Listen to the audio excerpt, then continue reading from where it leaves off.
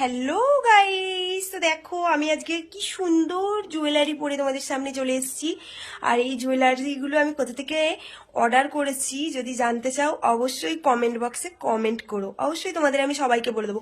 এত সুন্দর জুয়েলারি আমি পরেছি, তোমরা পরবে না সেটা কখনো হয় বলো? আর এই জুয়েলারিগুলো আমাকে কে দিয়েছে জানো? এই জুয়েলারিগুলো দিয়েছে আমাকে আমার বর, ভ্যালেন্টাইন্স ডেতে গিফট করেছে। কেমন হয়েছে গো, দেখো কি সুন্দর হারটা, তাই না? খুব পছন্দ হয়েছে।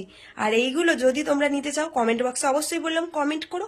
আর চলো আমার বরকে জিজ্ঞেস করি এগুলো কোথা থেকে নিয়ে এসেছি, তোমরাও তাহলে নিতে পারবে, তাই না?